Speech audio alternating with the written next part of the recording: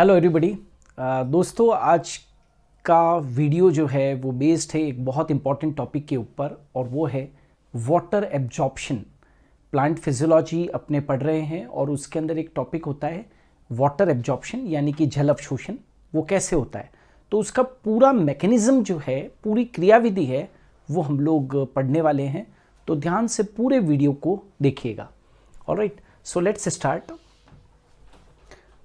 Water absorption.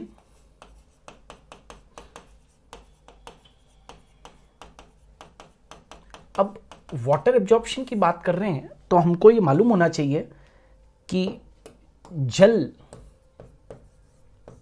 जीवद्रव्य का, कोशिका में जीवद्रव्य होता है ना, जल जीवद्रव्य का महत्वपूर्ण भाग है।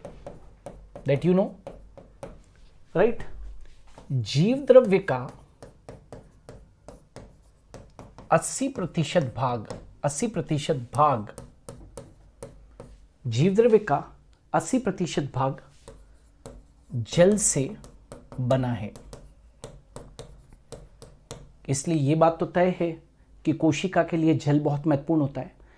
अब जल कहां से ग्रहण किया जाता है, तो जल मृदा से ग्रहण किया जाता है।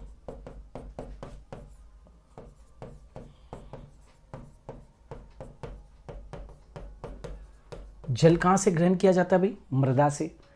अब मृदा में अलग अलग प्रकार के जल होते हैं, जैसे कि ग्रेविटेशनल वाटर, गुरुत्वीय जल है ना, हाइग्रोस्कोपिक वाटर, आर्द्रताग्राही जल, केमिकली कंबाइंड वाटर, रासायनिक बंधित जल, और केशिका जल। तो बहुत तरह के जलों में से पादप केवल केशिका जल, मृदा कणों के बीच बीच में जो जल होता है ना, केशिका जल, जिसको कि हम कैपिलरी वाटर कहते हैं, कैपिलरी वाटर, पादप केवल केशिका जल को ही ग्रहण करते हैं। वाटर तो अलग अलग प्रकार के होते हैं, लेकिन मृदा कणों के बीच बीच में, जैसे कि ये मृदा कण है, तो इनके बीच बीच में कौन सा जल होता है? केशिका जल होता है। ठीक है, ये जैसे मृदा कण है, तो मृदा कणों के बीच बीच में जो जल होता है उसको केशिका जल कहते हैं, कैपिलरी वाटर कहते हैं। और यही पादपों के लिए क्या होता है? इंपॉर्टेंट होता है। पादप इसी को एब्जॉर्ब करते हैं। अब दो टर्म्स लिख रहा हूं यहां पर जो बहुत इंपॉर्टेंट है, काम आएगी आप लोगों के। Holard is equal to chresard plus echard. Holard is equal to chresard plus echard. Holard क्या होता है? मृदा में उपस्थित कुल जल, मृदा में उपस्थित कुल जल, जितना भी जल है उसको अपने क्या कह देते हैं? हॉलार्ड। अब चाहे वो पादपों को अवेलेबल है, नहीं है, जो भी है, जितने भी प्रकार के जल है, राइट, उन सबको अपने क्या कह देते हैं? हॉलार्ड। लेकिन जो जल पादपों को उपलब्ध होता है वो कौन सा है? कैसार्ड है। जो जल पादप को उपलब्ध हो, जो जल पादप को उपलब्ध हो उसको अपने क्या कह देते हैं? कैसार्ड। लेकिन सारे जल तो उपलब्ध नहीं होते ना, तो जो जल पादपों को उपलब्ध ना हो वो क्या कहलाता है? एकार्ड। जो जल पादपों को उपलब्ध ना हो, पादपों को उपलब्ध ना हो, जो जल पादपों को उपलब्ध ना हो वो एकार्ड, जो जल पादपों को उपलब्ध हो जाए वो कैसार्ड, और जो मृदा में उपस्थित कुल जल है उसको अपने क्या कह देते हैं? हॉलार्ड कह देते हैं। Is it clear? अब हमें यह पढ़ना पड़ेगा कि भाई जल अवशोषण के दो पथ हैं। जल अवशोषण के दो पथ हैं। जल अवशोषण के क्या है? दो पथ हैं। कौन कौन से वो पथ हैं? देखो भाई, एक तो होता है एपोप्लास्ट पाथवे। एपोप्लास्ट पाथवे, जल अवशोषण के दो पथ हैं, एपोप्लास्ट पाथवे, और दूसरा जो है वो कौन सा है? Symplast pathway. ठीक है, ये दोनों चीजें बहुत इंपॉर्टेंट है, राइट, आपके एग्जाम के अंदर पूछ लेते हैं। ठीक है, सो सबसे पहले आज मैं अभी पढ़ा रहा हूं एपोप्लास्ट पथ।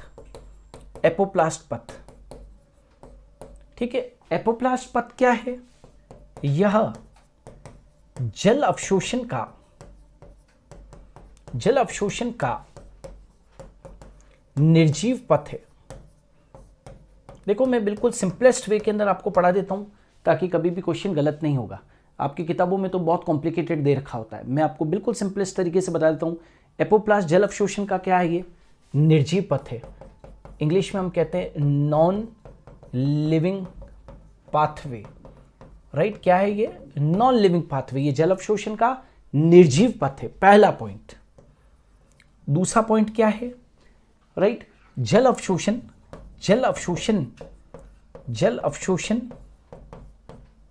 में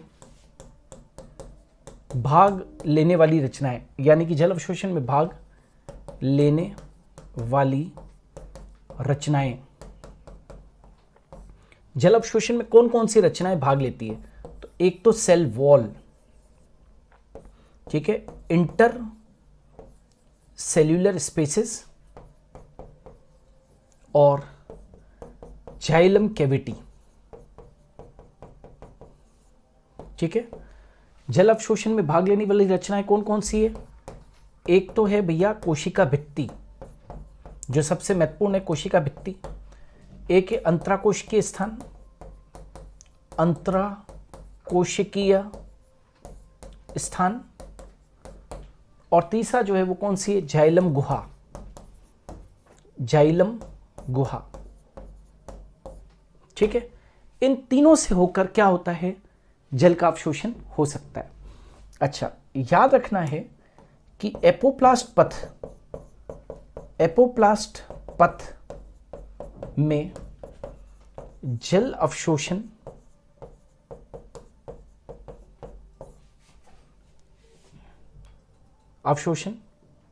विभव के अनुसार होता है, ग्रेडियंट के अनुसार होता है। मतलब यहां पर भी सांद्रता विभव बहुत इंपॉर्टेंट होता है, ग्रेडियंट के अनुसार होता है, ठीक है। अच्छा, एपोप्लास्ट पथ में वाटर सेल मेम्ब्रेन को क्रॉस नहीं करता। एपोप्लास्ट पथ में जल सेल मेम्ब्रेन, कोशिका झिल्ली को क्रॉस नहीं करता। सेल मेम्ब्रेन को क्रॉस नहीं करता, ठीक है। एपोप्लास्ट पथ में जल सेल मेम्ब्रेन को क्रॉस नहीं करता। एपोप्लास्ट में जल अवशोषण विभव के अनुसार होता है। अच्छा, एपोप्लास्ट पथ जल अवशोषण में कोई अवरोध उत्पन्न नहीं करता। अवरोध बोले तो दोस्तों बैरियर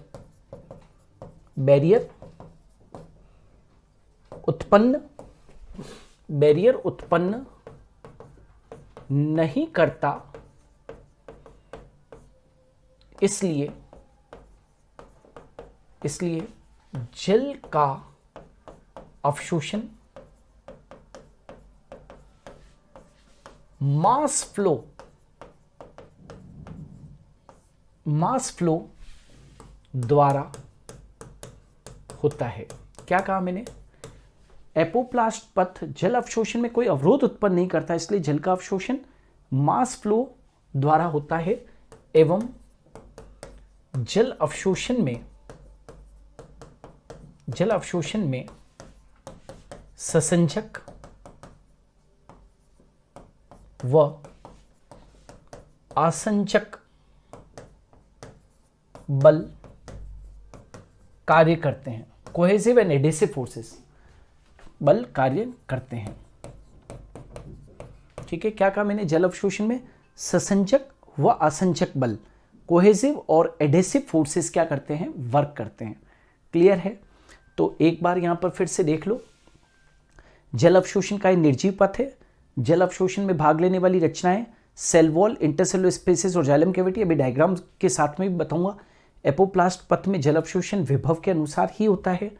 एपोप्लास्ट पथ में जल सेल मेम्ब्रेन को कभी भी क्रॉस नहीं करता है। एपोप्लास्ट पथ जल अवशोषण में कोई अवरोध उत्पन्न नहीं करता, इसलिए जल का अवशोषण मास फ्लो द्वारा होता है एवं जल अवशोषण में ससंजक व असंजक बल क्या करते हैं, कार्य करते हैं। ऑलराइट, और ये जो था वो क्या था, एपोप्लास्ट पथ था। अब दूसरा आते हैं सेकंड वाला, और वो है सिम्प्लास्ट पथ। सिम्प्लास्ट पथ ये क्या है, यह जल अवशोषण का सजीव पथ है। ध्यान दीजिएगा, सजीव पथ है, लिविंग पाथवे है।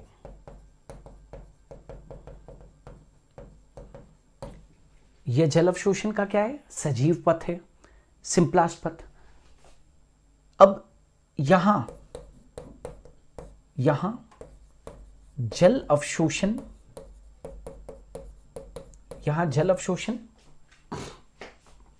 जल अवशोषण किसके थ्रू होता है, प्लाज्मोडेस्माटा के थ्रू होता है, प्लाज्मोडेस्माटा के द्वारा होता है। आप जानते हैं ना, प्लाज्मोडेस्माटा जो है वो कहाँ पर पाए जाते हैं, राइट, ऐसी रचनाएं हैं जो कि कोशिका भित्ति में जहाँ पर स्थूलन नहीं होता है वहाँ पर ये रचनाएं पाई जाती है। तो ये जल अवशोषण का सजीव पथ है। यहाँ जल अवशोषण प्लाज्मोडेस्माटा के द्वारा होता है ना। तो हम क्या कहेंगे, कोशिका, बहुत इंपॉर्टेंट चीज लिख रहा हूं, कोशिका में जल का बहाव साइटोप्लाज्म द्वारा होता है, साइटोप्लाज्म द्वारा होता है, ध्यान दीजिएगा, द्वारा होता है। कोशिका में जल का बहाव साइटोप्लाज्म के द्वारा होता है, लेकिन एक सेल से दूसरी सेल में जल का बहाव प्लाज्मोडेस्माटा द्वारा होता है, प्लाज्मोडेस्माटा द्वारा होता है। क्या कहा मैंने, यह जल अवशोषण का सजीव पथ है। यहां जल अवशोषण प्लाज्मोडेस्माटा के द्वारा होता है। कोशिका में जल का बहाव साइटोप्लाज्म द्वारा होता है, लेकिन एक सेल से दूसरी सेल में जल का बहाव प्लाज्मोडेस्माटा द्वारा हो रहा है। अच्छा, यहां जल सेल मेम्ब्रेन को क्रॉस करता है। वहां पर आपने देखा था एपोप्लास्ट में कि जल सेल मेम्ब्रेन को क्रॉस नहीं कर रहा था, यहां जल सेल मेम्ब्रेन को क्रॉस करता है। यहां पर जल सेल मेम्ब्रेन को क्या करता है, क्रॉस करता है। यहां जल सेल मेम्ब्रेन को क्रॉस करता है, इसलिए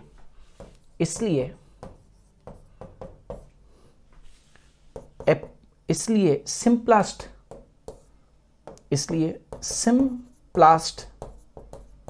पथ में जल की गति थोड़ी धीमी होती है। ध्यान दीजिएगा, वहां पर फास्ट थी, मास फ्लो से हो रहा था, धीमी होती है। ठीक है, यहां जल सेल मेम्ब्रेन को क्रॉस करता है, इसलिए सिम्प्लास्ट पथ में जल की गति थोड़ी सी कैसी होती है, धीमी होती है। ठीक है, अच्छा, वन मोर थिंग याद रखो कि एपोप्लास्ट पथ जो था वो कहीं पर भी वाटर में बैरियर उत्पन्न नहीं कर रहा है, लेकिन याद रखना एपोप्लास्ट पथ एंडोडर्मिस पर ब्रेक हो जाता है। समझना, बहुत इंपॉर्टेंट बात बता रहा हूं। एपोप्लास्ट पथ एंडोडर्मिस पर क्या हो जाता है, ब्रेक हो जाता है। वैसे तो एपोप्लास्ट पथ जो है वो कोई बैरियर उत्पन्न नहीं कर रहा है ना। एपोप्लास्ट पथ एंडोडर्मिस पर ब्रेक हो जाता है। ठीक है, कैसे, वो अभी देखते हैं। आप सभी जानते हैं कि एंडोडर्मिस पर सुबेरिन युक्त जो कि सुबेरिन पानी के लिए अपारगम्य होता है, सुबेरिन युक्त कैस्पेरियन पट्टियां पाई जाती है। कैस्पेरियन पट्टियां पाई जाती है, जो जल के लिए क्या होती है? जल के लिए अपारगम्य होती है। जो जल के लिए क्या होती है? अपारगम्य होती है। एंडोडर्मिस पर सुबेरिन युक्त कैस्परिन पट्टियां पाई जाती है, जो जल के लिए क्या होती है? अपारगम्य होती है। ठीक है, इसलिए इस स्थान पर एपोप्लास्ट पथ से जल का संवहन नहीं होगा, है ना। इसलिए यहां पर क्या होगा? एपोप्लास्ट पथ से जल का संवहन नहीं होगा।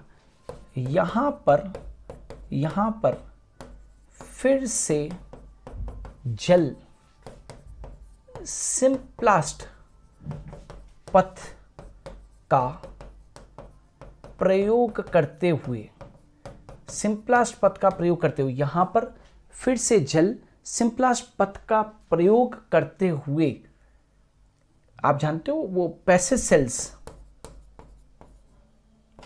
सेल्स का प्रयोग, यहां पर फिर से जल सिंप्लास्ट पथ का प्रयोग करते हुए पैसेज सेल्स एवं सेल मेम्ब्रेन से होते हुए आगे बढ़ता है। तो ये चीज अपने को ध्यान देनी है। क्या कहा मैंने? कि एपोप्लास्ट पथ एंडोडर्मिस पर ब्रेक हो जाता है, एंडोडर्मिस पर ब्रेक हो जाएगा। एंडोडर्मिस पर सुबेरिन युक्त क्योंकि कैस्परिन पट्टियां पाई जाती है, जो जल के लिए अपारगम्य होती है, इसलिए इस स्थान पर एपोप्लास्ट पथ से जल का संवहन नहीं होगा। यहां पर फिर से जल सिंप्लास्ट पथ का प्रयोग करते हुए पैसेज सेल मेम्ब्रेन से होते हुए आगे बढ़ता है। अच्छा, जल जैसे ही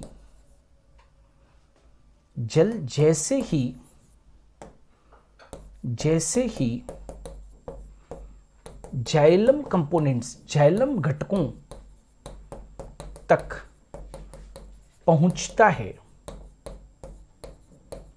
अर्थात वाहिनिकाओं,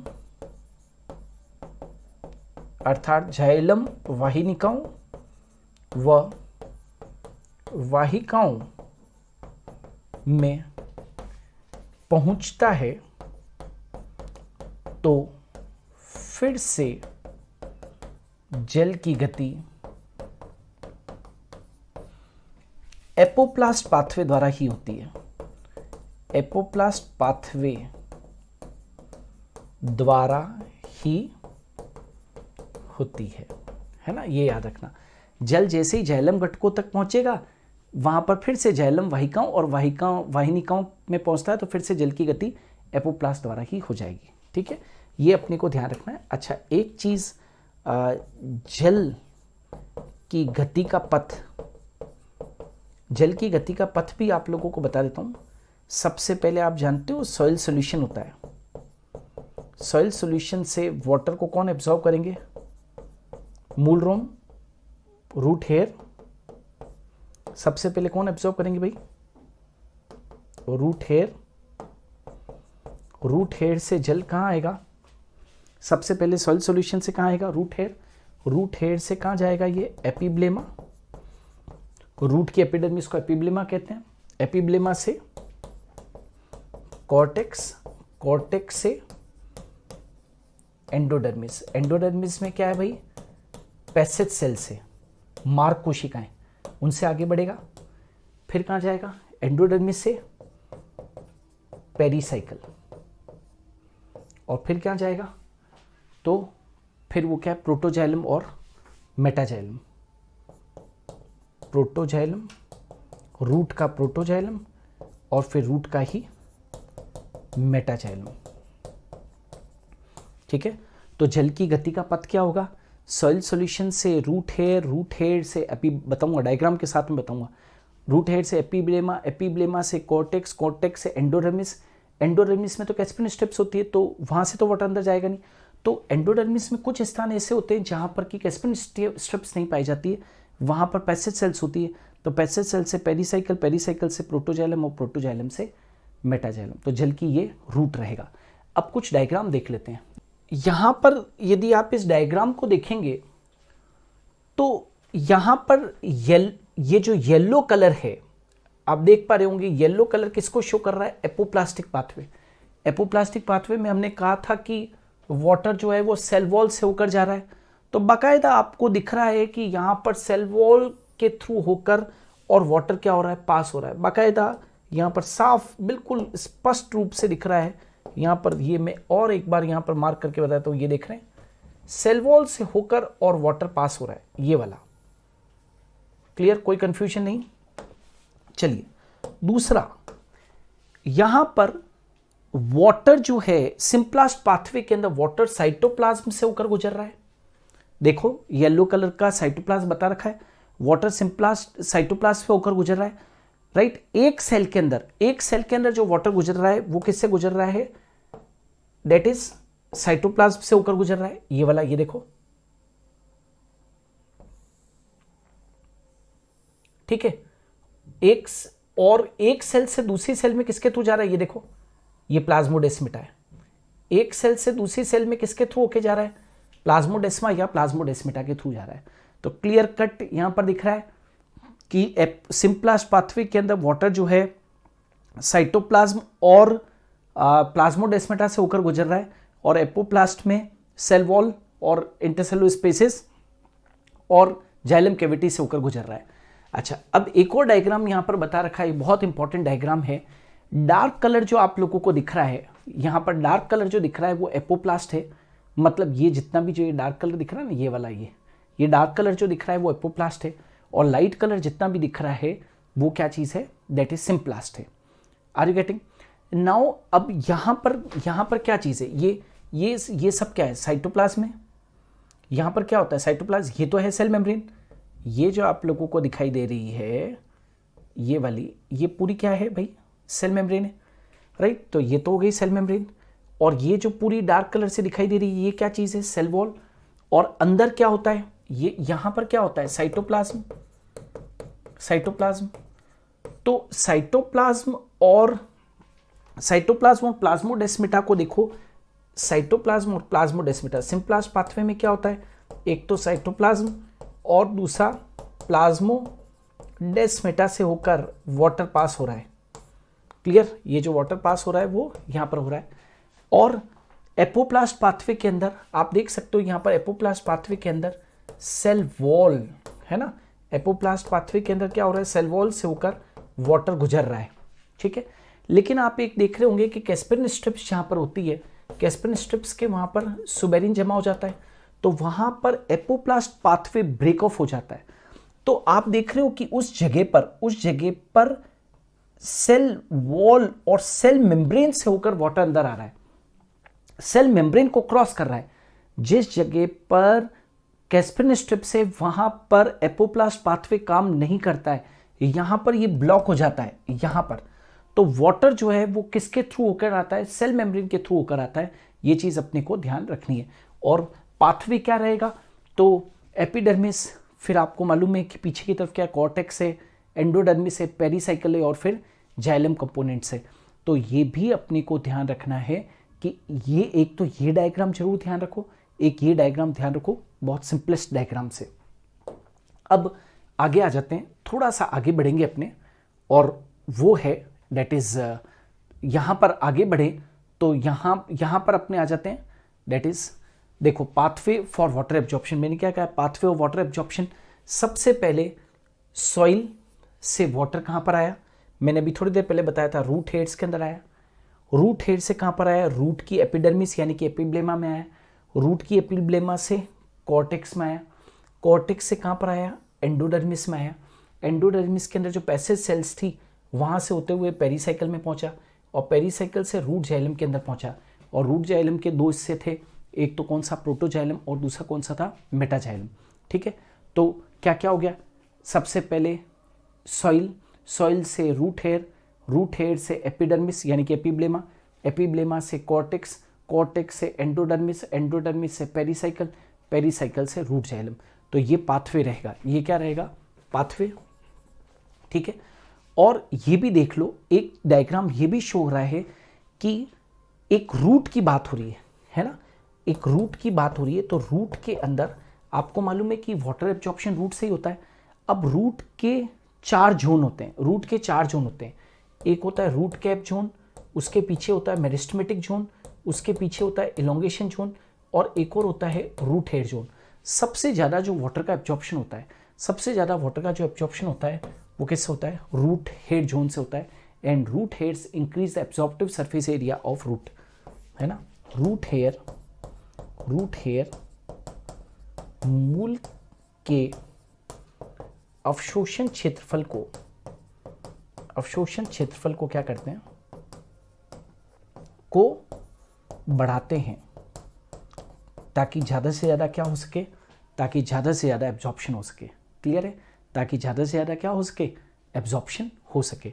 तो ये भी चीज़ अपने को ध्यान रखनी है कि जो रूट हेयर जोन होता है, जहाँ पर असंख्य क्या होते हैं? रूट हेयर्स होते हैं, वहाँ से वाटर का क्या होता है? एब्जॉर्प्शन होता है। और एक डायग्राम और यहाँ पर बता रखी है, mechanism of water absorption in plants. यहाँ पर आप जानते हो कि चारों तरफ तो सॉइल पार्टिकल्स है और उनके बीच बीच में क्या होता है? वाटर होता है। सबसे पहले सॉइल से वाटर जो है वो कहाँ पर आएगा? रूट हेयर के अंदर आएगा। रूट हेयर से फिर कहाँ पर जाता है? रूट एपिडर्मिस या एपिब्लेमा के पास में जाता है। एपिब्लेमा से ये कहाँ पर होकर जाता है? कॉर्टेक्स में। कॉर्टेक्स से ये कहाँ पहुँचता है? एंडोडर्मिस में। एंडोडर्मिस में जो पैसेज सेल्स होती है उनसे ये आगे बढ़ता है। फिर वहाँ पर कहाँ पहुँचता है? ये पेरीसाइकिल के अंदर। पेरीसाइकिल से कहाँ पर पहुँचता है? रूट के जाइलम के पास में। और जाइलम के 2 पार्ट है, प्रोटोजाइलम और मेटाजाइलम। तो ये जो वाटर एब्जॉर्प्शन का रूट है वो भी अपने को ध्यान रखना है। ठीक है। नाउ देखो, ये एक और ज़्यादा क्लियर डायग्राम है। यहाँ पर सॉइल पार्टिकल्स के बीच में क्या है? कैपिलरी वाटर है। वो वाटर जो है वो उसको रूट हेयर क्या करेगी? एब्जॉर्ब करेगी। रूट हेयर से कहाँ जाएगा? एपिब्लेमा में। एपिब्लेमा से रूट के कॉर्टेक्स में। फिर नीचे क्या होती है? उसके पीछे कॉर्टेक्स की सबसे भीतरी परत कौन सी होती है? एंडोडर्मिस। एंडोडर्मिस में क्या होती है? Passage sales. पैसेज सेल से कहाँ जाएगा? पेरीसाइकिल। और पेरीसाइकिल से रूट के जाइलम में, प्रोटोजाइलम और मेटाजाइलम के अंदर। Is it clear? ये बात आप ध्यान रखेंगे। तो ये जो डायग्राम्स जो मैंने अभी बताए हैं आपको, राइट, ये जो तीनों डायग्राम्स हैं ये आप लोगों को हरदम ध्यान रखने हैं। ठीक है। तो ये तो पाथवे हुआ, ये तो वाटर एब्जॉर्प्शन का पाथवे हुआ। अब हम लोग आ जाते हैं कि mechanism of water, mechanism of water absorption. Water absorption का मैकेनिज्म कैसा होता है? तो वाटर जो एब्जॉर्ब होता है वो 2 विधियों से हो सकता है। एक तो एक्टिव मेथड और एक पैसिव मेथड। वाटर एब्जॉर्प्शन कितनी विधियों से हो सकता है? 2 विधियों से, एक्टिव और पैसिव। ठीक है। और एक्टिव और पैसिव शब्द जो है वो किसने दिए थे? रेनर ने दिए थे। वाटर एब्जॉर्प्शन के लिए एक्टिव और पैसिव वर्ड किसने दिए थे? रेनर ने दिए थे। अब सबसे पहले एक्टिव वाटर एब्जॉर्प्शन की बात करें। एक्टिव वाटर एब्जॉर्प्शन, सबसे पहले हम एक्टिव वाटर एब्जॉर्प्शन की बात करें तो इसको हिंदी में क्या कहते हैं? सक्रिय जल अवशोषण। ठीक है। 2-3 चीजें याद रखना। एक्टिव वाटर एब्जॉर्प्शन इससे केवल 2% जल का अवशोषण होता है। 2% जल का अवशोषण होता है। 2% जल का अवशोषण होता है, राइट। इस विधि में जड़ें सक्रिय रूप से भाग लेती है। जड़ें सक्रिय रूप से भाग लेती है। ठीक है। और ऊर्जा का अप्रत्यक्ष या प्रत्यक्ष रूप से प्रयोग होता है। ऊर्जा का प्रत्यक्ष या अप्रत्यक्ष रूप से क्या होता है? प्रयोग होता है, राइट। और ये तब होता है, एक्टिव वाटर एब्जॉर्प्शन तब होता है जब वाष्पोत्सर्जन की दर धीमी हो। वाष्पोत्सर्जन की दर जब धीमी होती है तो सक्रिय अवशोषण होता है।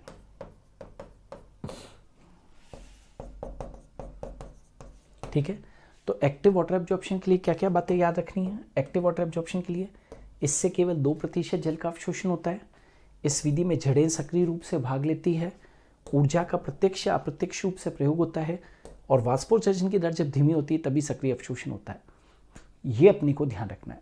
अब एक्टिव वाटर एब्जॉर्प्शन 2 प्रकार का होता है। Active water absorption, active water absorption कितने प्रकार का भाई? 2 प्रकार का है। एक तो क्या होता है, परासरणीय सक्रिय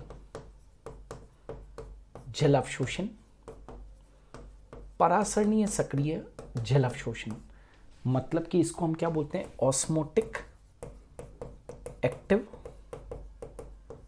water absorption, osmotic active water absorption. और दूसरा जो होता है अपरासरणीय सक्रिय जल अवशोषण।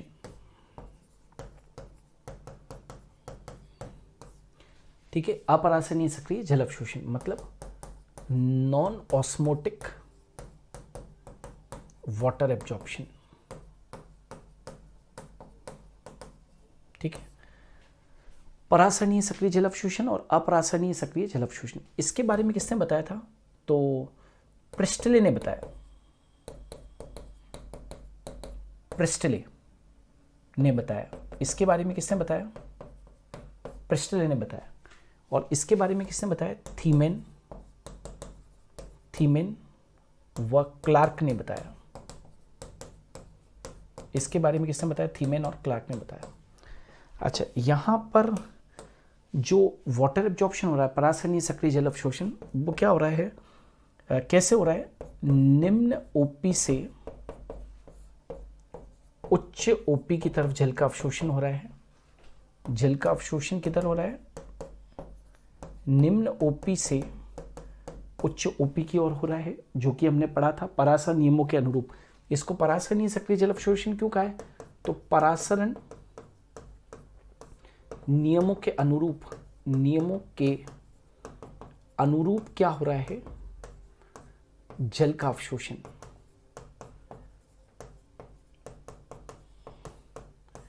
परासरण नियमों के अनुरूप जल का अवशोषण हो रहा है। और यहां पर परासरण नियमों के विपरीत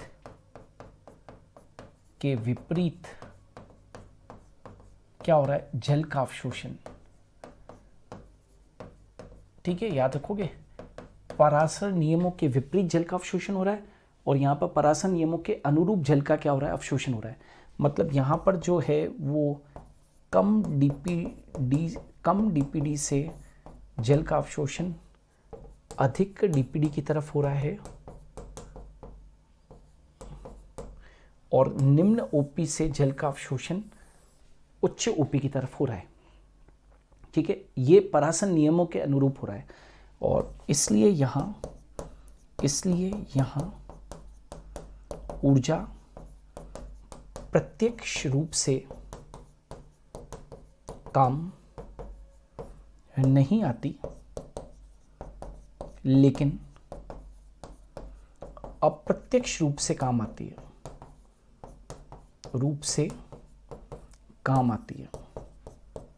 अप्रत्यक्ष रूप से क्या आती है? काम में आती है।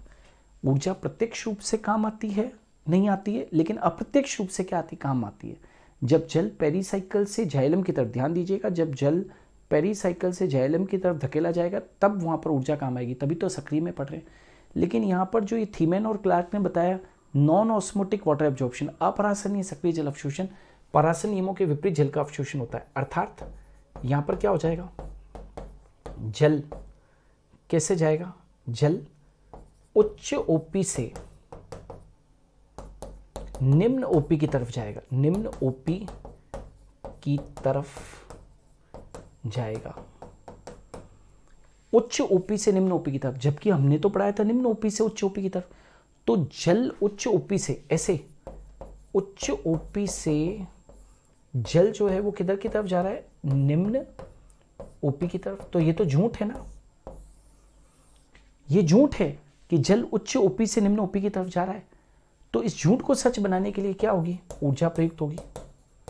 आप जानते हो किसी झूठ को सच बनाना है तो उसमें क्या होती है, ऊर्जा प्रयोग। आप भी जब झूठ बोलते हो तो ऊर्जा काम में लेते हो कि नहीं लेते हो, खूब सारी झूठ बोलने के लिए खूब सारी ऊर्जा लगाते हो, ठीक है।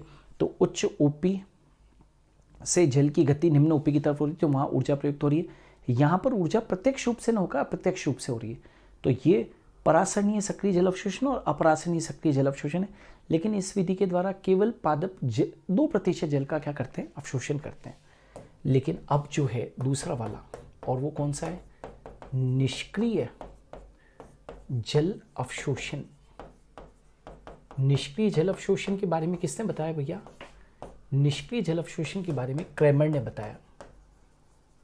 और निष्क्रिय जल अवशोषण से पहली बात तो 98% जल का अवशोषण, इसका मतलब पादप जो है निष्क्रिय विधि से ही जल को अवशोषित करना पसंद करते हैं। अच्छा, निष्क्रिय जल अवशोषण का मूल कारण क्या है, इसका मूल कारण वाष्पोत्सर्जन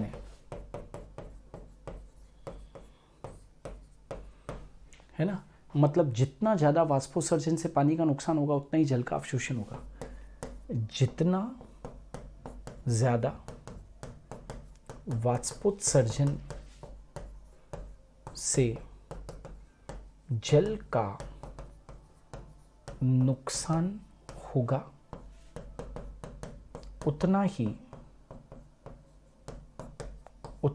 जितना ज़्यादा वाष्पोत्सर्जन से जल का नुकसान होगा उतना ही जल अवशोषण बढ़ेगा, उतना ही जल अवशोषण ज़्यादा होगा।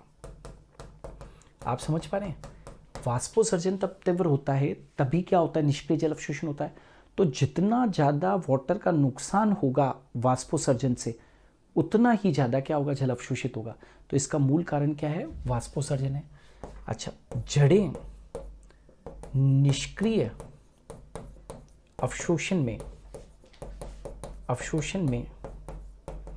सक्रिय भूमिका नहीं निभाती। अर्थात आपको अजीब लग रहा होगा लेकिन ये सच्चाई है, जड़ें निष्क्रिय अवशोषण में सक्रिय भूमिका नहीं निभाती। अर्थात जल केवल जड़ों से, बहुत खास बात लिख रहा हूं, जड़ों से होकर गुजरता है। क्या कहा मैंने, जल केवल जड़ों से होकर गुजरता है, जल केवल जड़ों से होकर गुजरता है, ना कि जड़ों के कारण अवशोषित होता है।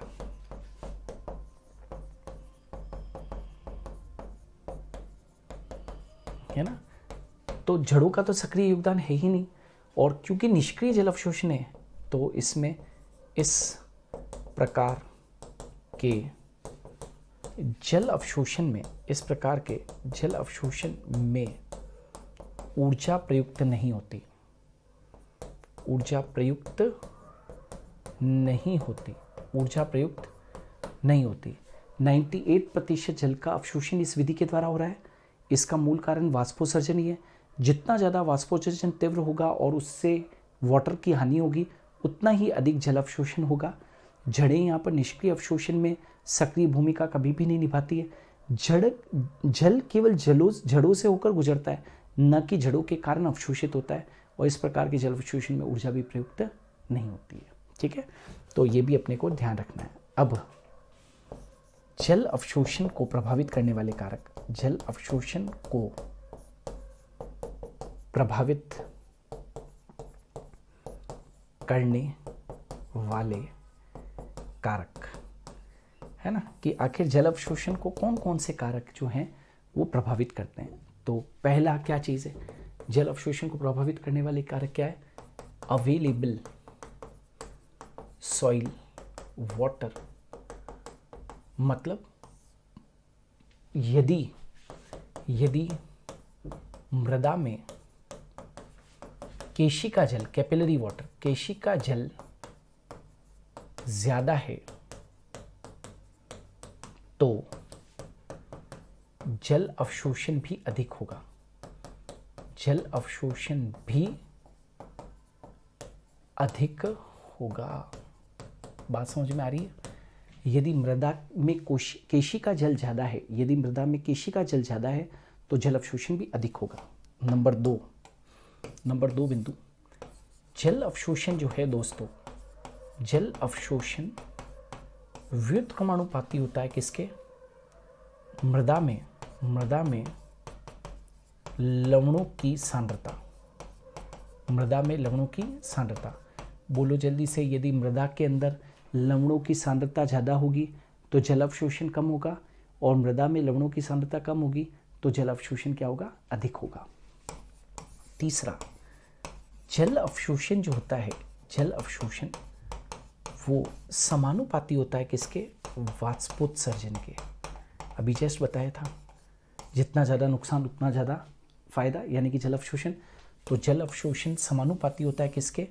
वाष्पोत्सर्जन के। वाष्पोत्सर्जन ज़्यादा होगा तो जल अवशोषण भी ज़्यादा होगा, वाष्पोत्सर्जन कम होगा तो जल अवशोषण भी कम होगा। ठीक है। अच्छी वायु युक्त मृदा में जल अवशोषण अधिक होगा। मतलब जिस मृदा के अंदर वायु अंदर प्रॉपर्ली जा रही है, अच्छी वायु युक्त मृदा में, वेल एरेटेड सॉइल, यदि अच्छी वायु युक्त मृदा में जल अवशोषण क्या होगा? अधिक होगा। अच्छा, पांचवा पॉइंट क्या है? Optimum temperature. ऑप्टिमम टेम्परेचर मृदा में कितना रहना चाहिए?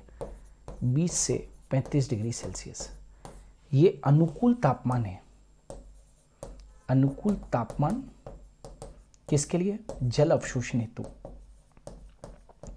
जल अवशोषण जो है वो इस तापमान के ऊपर बहुत अच्छे से होगा। यदि तापमान बहुत ज़्यादा घट जाए तो कोशिका झिल्ली की पारगम्यता घट जाएगी। कोशिका झिल्ली की जो पारगम्यता है जल के लिए वो कम हो जाएगी। कम तापमान होने पर जल जो है वो ज़्यादा शान हो जाएगा, विस्कस हो जाएगा। तो ज़्यादा शान हो जाएगा, गाढ़ा हो जाएगा, तो पास नहीं हो पाएगा, जो जल अवशोषण प्रभावित होगा। और टेम्परेचर के ऊपर एंजाइम्स भी प्रभावित होंगे, और एंजाइम्स प्रभावित होंगे तो भी जल अवशोषण प्रभावित होगा। तो ऑप्टिमम टेम्परेचर जो है वो कितना? 20 से 35 डिग्री सेल्सियस है। अच्छे वायु युक्त मृदा में जल अवशोषण अधिक होगा। जल अवशोषण समानुपाती होता है वाष्पोत्सर्जन के। वाष्पोत्सर्जन बढ़ता है तो जल अवशोषण भी बढ़ेगा। और जल अवशोषण व्युत्क्रमानुपाती होता है मृदा में लवणों की सांद्रता के। मृदा में लवणों की सांद्रता कम होगी तो जल अवशोषण बढ़ेगा, राइट। और यदि ज़्यादा होगी तो वो क्या हो जाएगा? कम।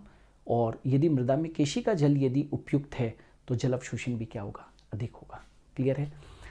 तो आज की क्लास के अंदर मैंने आपको ये बताने की कोशिश की डायग्राम के सहारे, थ्योरी के सहारे, कि वाटर एब्जॉर्प्शन कैसे होता है। How do plants absorb water, पादप जल को अवशोषित कैसे करते हैं। होप सो आप लोगों को वीडियो अच्छा लगा होगा, और यदि अच्छा लगा हो तो वीडियोस को लाइक कीजिए, शेयर कीजिए, चैनल को सब्सक्राइब कीजिए। और हाँ, मैं हमेशा से कहता हूँ कि हमारा ध्येय केवल एक ही है कि देश के कई सारे बच्चे जो कोचिंग नहीं जा पाते हैं उनको ज़्यादा से ज़्यादा ज्ञान प्राप्त हो सके।